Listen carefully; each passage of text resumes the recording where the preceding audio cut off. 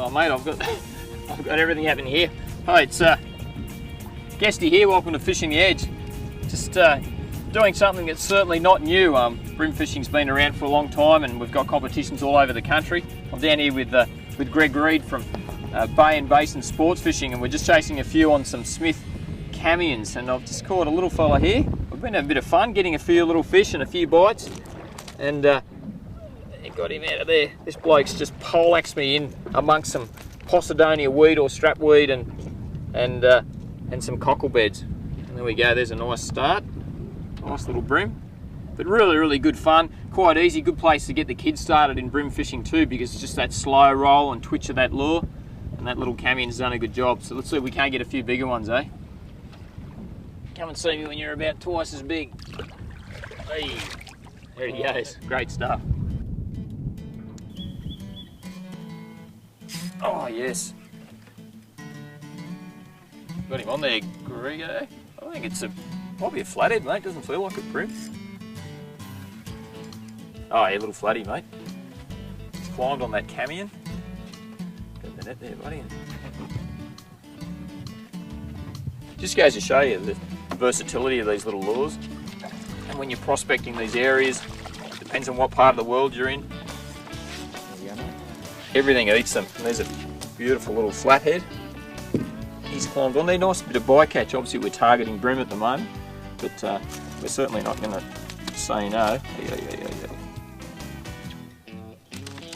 We're certainly not going to say no to a nice little flathead. Oh, they work. What's happening there, mate? Oh, a little flathead, mate. Yeah, so that's on the tacky deep suspending hard-bodied lure, and it's a lure that we use a lot for things like barramundi and mangrove jacks. If talking about fishing for flathead with hard bodies, there's such a range of hard-bodied lure and different diving depths, and it's just a matter of trying to find the depth of water you're fishing in and then work at it so that's that aggressive twitch, yeah, pause to a degree, but more movement you can make with a flathead the better. And if you can get that hard body to come down, hit the bottom, hit the sand or the mud, and get a bit of a puff happening, that can really excite the bite, and the result is only a little bloke, this one, but certainly catch some great big flathead on hard bodies. Exactly like you were just saying before, a couple of little males will always tend to congregate around one really big female too, so that's sort of why we switched over to the larger hard body.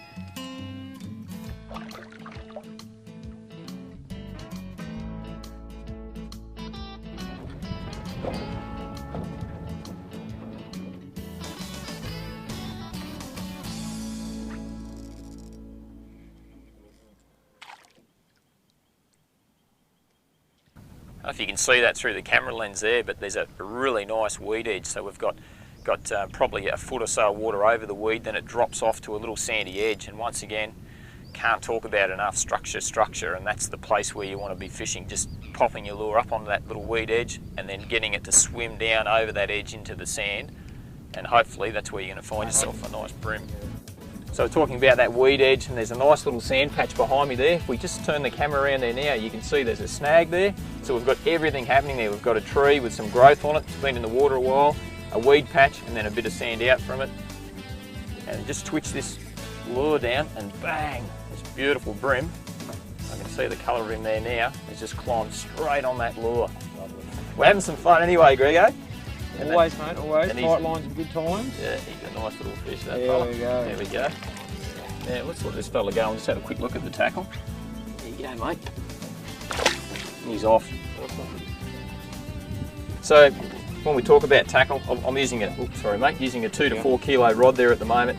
Nice little spin reel. It's a little Fluger spin reel, that one, with some 4-pound braid down to my 4-pound leader. So, double uni knot, a nice length. So I always like a rod length of leader, so when you're casting, your connection between your braided line, or your PE, your polyethylene line, and your Vanish fluorocarbon leader doesn't go onto the reel. So just a nice little drop where your lure sits, cast out, and then I've got my little lefty's loop knot, because I do like to have that lure pretty free swimming with its action.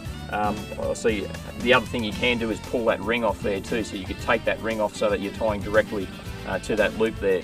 But mate, it's all working and we're having a good time. Absolutely. Let's get back into it. Oh great mate, you've got him on there. And we're talking about structure there, and we've got this tree, and we're just saying it's so important to get it into that shadow line. It's only a small fish, mate, but it's a beautiful little fish. You can have that back, mate. Thanks, mate.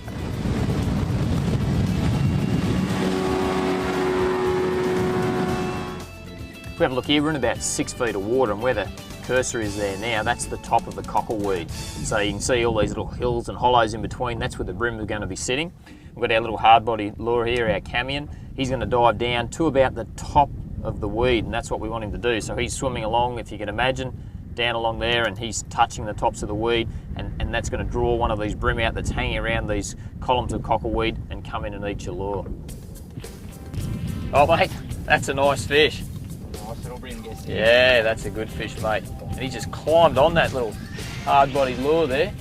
And you see as that comes up, you can see the structure we're fishing around is the towers of these cockle beds. So that's the cockle bed weed coming up there with the bream. We'll get him in the net. Thank you very much, sir. And that is a great fish. And that's what we're talking about right there. That's a cockle. There's the cockle hanging off the cockle bed. And those towers of weed, they're stemming up from the bottom, and we're working our little hard-bodied camions, our little Smith camions, through those cockle beds. That's a great fish, mate. Nice little bream. He's a cracker. Lovely. And there, you can see that. yeah, I think anybody, whether you're in a bream comp, you're a weekend fisherman, or having some fun like we are today, you're going to be quite happy with that style of fish. It's that little camion. So he's only diving down probably about between 1/2 metre and 600 deep. Yep. And he's just touching the top of those columns of cockleweed.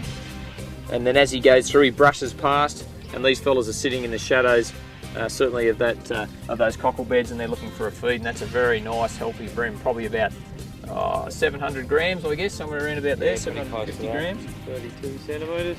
Very nice fish indeed. Mate, it's a beautiful bream, and that little camion. It's funny how the colours in that bream almost line up with the colours of that little lure there, and that structure, that weedy structure, and that patchy sandy ground's certainly working very, very well. So, mate, well done. Ever we popped the trebles out of there, I'll get him out. Yeah, he's certainly taken a liking to that. You've been watching Fishing the Edge. This is Michael Guest with Greg Reid from BAsin Sport Fishing Charters. So if you get a chance, get down here and chase a few of these. I'll let this bloke go. But as we always say on Fishing the Edge, there's always time for one last cast, mate. Let's go and do it. See you next time.